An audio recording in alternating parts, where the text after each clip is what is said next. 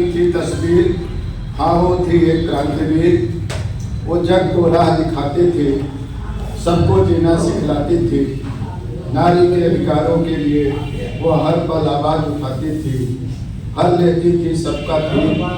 सावित्रीबाई थी वो क्रांतिवीर, वो थी क्रांति जो थी वो क्रांतिवीर, सावित्रीबाई क्रांतिवीर।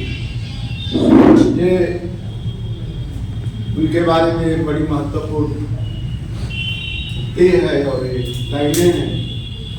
नमस्कार, मैं हूं कुमार विजय और आप देख रहे हैं। इस समय हम वाराणसी के सारनाथ में हैं। यहाँ सीनियर सिटीजन बौद्धिक विचार के साथ 8वां स्थापना दिवस मनाया जा रहा है, जो सावित्रीबाई फुले की जयंती के रूप में भी मनाया जा रहा है। तो हमारे साथ संस्था के अध्यक्ष धर्मराज जी हैं। तो धर्मराज जी से आज हम जानना चाहेंगे पूरा परिप्रेक्ष्य क्या है इस आयोजन का।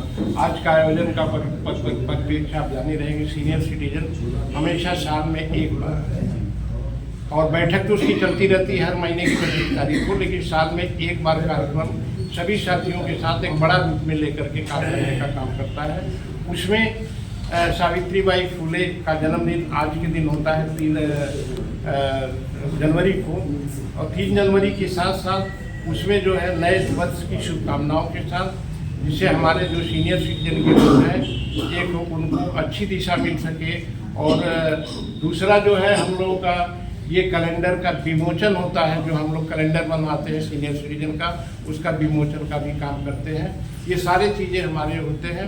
इसके बाद हम लोग जो हम लोगों का उद्देश्य होता है कि आपस में एक दूसरे का मिलना, ये बहुत ज़रूरी होता है, क्योंकि सीनियर हैं और घर में बैठे रहते हैं। तो इससे बेहतर होता है कि कम से कम ये हर मीटिंग में आवें और यहाँ पर एक बड़े रूप में, ब्रॉड रूप में इकट्ठा होकर के आपस में एक दूसरे से मिलने का काम करें। और हम लोगों का कोई दूसरा राजनीतिक कोई उद्देश्य नहीं, स्टैंड मेरा नहीं है। मेरा सिर्फ इतना उद्देश्य रहता है कि हम अपने से बड़े लोगों का सम्मान करने को सिखाने का काम करते हैं।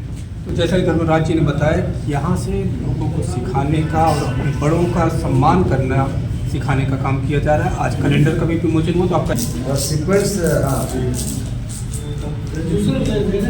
आज देश की प्रथम शिक्षिका राष्ट्रमाता सावित्रीबाई फुले की जयंती भी लोग मना रहे हैं कैलेंडर विमोचन के साथ।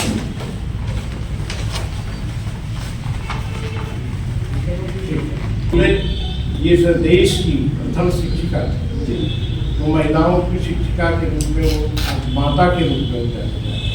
इसलिए हम उनके संघर्षों के बारे में कुछ बताएंगे। संघर्ष उनका ये था कि जब वो समाज से बाहर निकलती थी तो मनवादी व्यवस्था उनको पढ़ाने लिखाने नहीं देता था। उनको जानने के लिए, अगर वो पढ़ाने के लिए बच्चों को, गरीब बच्चों को इकट्ठा करते थे, तो उनके लिए तमाम तरह के कीचड़ उनके ऊपर फेंके जाते थे। सावित्रीबाई फुले का एक बहुत बड़ा इतिहास को हम इतने जल्दी नहीं बता सकते, पूरा समाज समझ सकता है। क्योंकि जब वो घर से निकलती थी तो एक साड़ी अलग से लेकर के चलती थी, क्योंकि रास्ते में मनवादी व्यवस्था के लोग उनके ऊपर कीचड़ फेंकते थे कि ये क्यों जा रही पढ़ाने के लिए गरीब बच्चों के लिए, तो उसको डिस्टर्ब करते थे। लेकिन वह जब कपड़े उसके खराब हो जाते, इसके बाद भी उसने आगे बढ़ती हुई चली जाती थी। जब स्कूल पहुँचती थी तो वहाँ पर पहुँचने के बाद अपनी साड़ी बदल करके दूसरे साड़ी के वहाँ पर फिर पढ़ाने।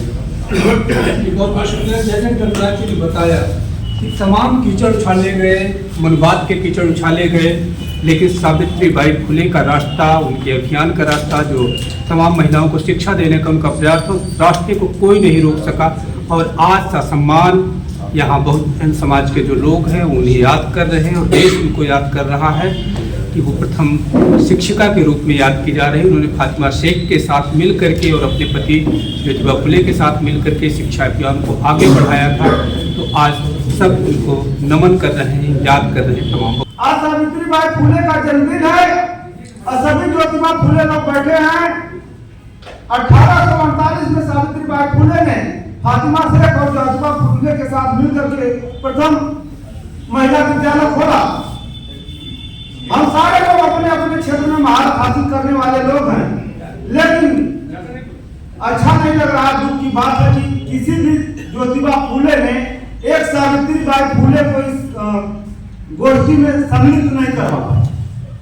एक इतना ही दुखद बात है। आप किस सावित्रीबाई फुले का मंच पर एक व्यक्ति को, महिला को हमें बैठा पाए। सावित्रीबाई फुले का जन्म ज्योतिबा फुले लोग मना रहे हैं। अपने घर की महिलाओं को सम्मान देना नहीं चाहते, उनको प्रोफेसर, डॉक्टर, इंजीनियर बनाएंगे, उनको शिक्षिका बनाएंगे, जहाँ नौकरी, जहाँ अर्थ का उपार्जन होना है वहां पर हम भेजेंगे। लेकिन सामाजिक बदलाव सावित्रीबाई फुले से नहीं होगा। लेकिन हम कहीं पर भी अपने साथ में अपनी पत्नी को, अपनी बेटी को, अपनी बहू को ले जाने से शर्माते हैं और हम दूसरे से बराबरी चाहते हैं। हम शूद्र हैं, हम एससी हैं, एसटी हैं, हमारे साथ भेदभाव हो रहा है, ये हमको नागवार लगता है। लेकिन हम अपने घर के महिला के साथ, बहू के साथ, बेटी के साथ जो भेदभाव करते हैं ये हमें दिखाई नहीं देता, क्योंकि ये जो संस्थात्मक सोच है उससे हम उभर नहीं पा रहे। तो हमारा साथियों से निवेदन है कि आने वाले जो भी मीटिंग्स हो उसमें कोशिश करें कि महिलाओं को भी कम से कम मंच पर भी एक आध महिलाएं दिखाई दें और सदन में भी महिलाओं की कुछ भागीदारी सुनिश्चित हो। बदलाव वहीं से होगा। आप यहाँ पर लंबी लंबी बातें करते रह जाइए, जो पाखंड है, जो मनुवाद है, उसको आप नहीं बदल पाएंगे अगर महिलाएं हमारे घर की नहीं बदली तो। सावित्रीबाई फुले कि जब शादी हुई थी, 9 वर्ष में शादी हुई थी, उस समय ज्योतिबा फुले 3 में पढ़ रहे थे। ज्योतिबा फुले ने हिम्मत करके सावित्रीबाई फुले को पढ़ाया शादी होने के बाद। और शादी होने के बाद जब पढ़ाया तो प्रथम शिक्षिका बनी, कितना संघर्ष झेला। और सारे लोग कर रहे हैं, आप लोग कर रहे हैं। और मैं सावित्रीबाई फुले, ज्योतिबा फुले, बाबा साहब भीमराव अम्बेडकर, जितने भी महापुरुष हैं, उनसे और आप सारे लोगों से प्रेरणा लेकर के 2000 में बनारस में आया और तमाम सामाजिक न्याय के मुद्दे पर मैं लगातार आप लोगों के हौसले से काम कर रहा हूँ। बनारस में सीए एनआरसी का मुकदमा हुआ, बनारस में पीएफआई के नाम पर नौजवानों को फंसाया गया, बीएचयू में कई बार नौजवानों को फंसाया गया, सारे लोगों को मैंने जमानत कराया। अभी मनुस्मृति पर चर्चा कर रहे के आरोप में 25 दिसंबर को बीएचयू के 13 विद्यार्थियों को जेल में भेज दिया गया और उन सारे विद्यार्थियों की मैं जमानत की प्रक्रिया करवा रहा हूं। अभी आज मुझे देर इसलिए हो गया कि मैं जमानत में 2 बजे जमानत में था और जमानत का एप्लीकेशन मूव करके उसके बाद में आया हूं। तो आप लोगों के साथ सहयोग मिले और बहुजन समाज के लोग संविधान और लोकतंत्र की रक्षा कर पाए। सावित्रीबाई फुले, ज्योतिबा फुले और बाबा साहब के मिशन को हम मंजिल तक पहुंचाए, संविधान को बचाए रखें। क्रिमिनल एक्ट से लेकर के ईडब्ल्यूएस से लेकर के कॉलेजियम से लेकर के जो हमारे हक और अधिकार को छीनने की जो साजिशें हैं, लेटरल एंट्री से लेकर के उन साजिशों पर हम मुखर होकर के अपनी आवाज उठाएं। ईडब्ल्यूएस से आप देख रहे हैं कि इस तरह से भेदभाव हो रहा है और साथ ही साथ इस देश में जब तक ईवीएम रहेगा हमारे जनादेश की हत्या होगी।